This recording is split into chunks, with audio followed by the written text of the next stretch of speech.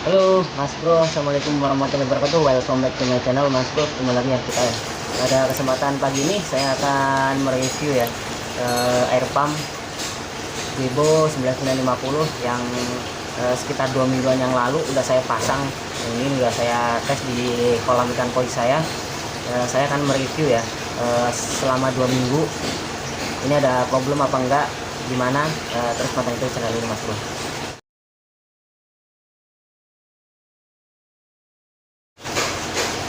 Oke Mas Bro, selama 2 minggu pemakaian yang saya suka dari aerator ini yaitu dia memiliki dua output dengan harga 151.700. Saya beli di online shop di Tokopedia. Dia memiliki dua output, terus dia memiliki juga mode subsection, di mana maksudnya adalah selain mode on, dia itu on terus menerus. Di mode subsection dia itu 1 menit nyala, 1 menit mati juga Mas Bro, jadi lumayan hemat energi ya. Dia bisa bertahan, aerator ini kalau lihat di spesifikasinya, dalam mode on dia bisa bertahan selama 16 jam dalam air mati, dalam maksudnya apa, listrik mati. Tapi dalam mode subsection dia bisa bertahan selama 32 jam, yaitu 1 menit mati dan 1 menit nyala. Itu lebih hemat energi Mas Bro. Nih Vivo ya. Dan untuk paketannya dia nggak ada selang dan batu aerasi, dia hanya cesan sama ini aja, unitnya aja ya.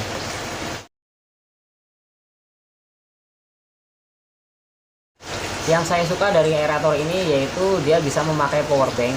Jadi jika suatu saat listrik mati dalam durasi yang cukup lama, 2 hari atau 3 hari, dan daya yang ada di dalam unit ini udah habis, teman-teman bisa sambung dengan power bank.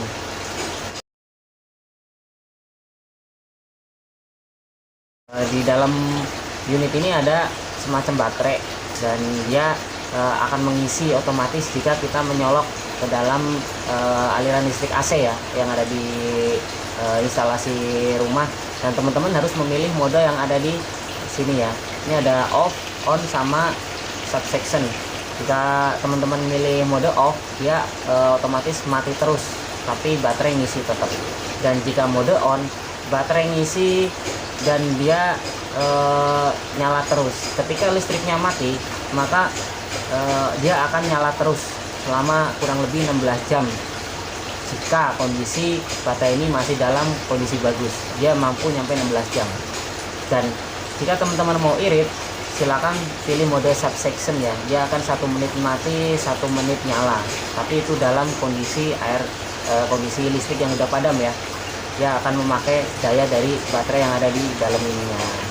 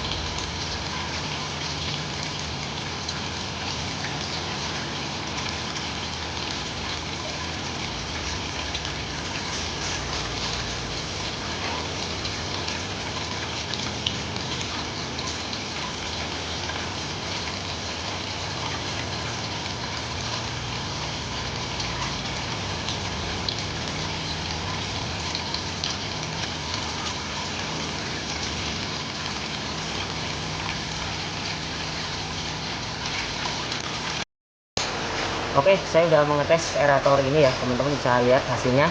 Dan selanjutnya saya akan membagikan tips bagaimana agar aerator ini lebih awet pemakaiannya ya. Pemakaian ini karena aerator ini sebenarnya untuk pemakaian di indoor, bukan untuk di outdoor, tapi bisa juga dipakai di outdoor, tapi harus ada beberapa hal yang diperhatikan ya. Di antaranya yang pertama, Mas Bro, aerator ini harus diletakkan jauh dari kolam. Di saya meletakkan aerator ini jaraknya kurang lebih 4 meteran dari kolam ya. Saya memakai selang tambahan. Ini saya beli di toko bangunan ya. Jadi bukan selang yang ada di toko-toko akuarium ya. Kalau selang-selang dalam toko akuarium kan kecil. Ini yang sering dipakai buat water pass. Jadi untuk diameternya lebih besar, lebih kuat. Karena jaraknya kan lumayan panjang, 4 meter, ada potensi kalau selangnya kecil dia akan kelipet ya, sehingga kurang maksimal untuk memompakan udara ke dalam kolam. Untuk selanjutnya, yang kedua, pastikan posisi ini dalam posisi yang benar, peletakannya ya. Untuk peletakannya saya sarankan ini emang sih bisa dalam posisi tiduran ya, karena ini udah ada kaki-kakinya 4, tapi saya sarankan dalam posisi berdiri. Kenapa saya sarankan dalam posisi berdiri? Ini di sini ada fungsi dari jepitan, dan ketika posisi berdiri, logikanya jika kemasukan air, maka air itu akan turun sendiri, atau mungkin kena air hujan, karena ini di outdoor, air akan turun sendiri ke bawah unit. Jadi air nggak akan masuk atau bertahan lama di dalam unit. Jadi itu kemungkinan akan lebih awet di unitnya. Dan untuk selanjutnya, ini yang paling penting Mas Bro, aerator ini harus diletakkan posisinya lebih tinggi dari kolam atau akuarium. Jadi misalkan kolamnya segini, akuariumnya ya lebih tinggi ya. Kenapa saya sarankan seperti itu?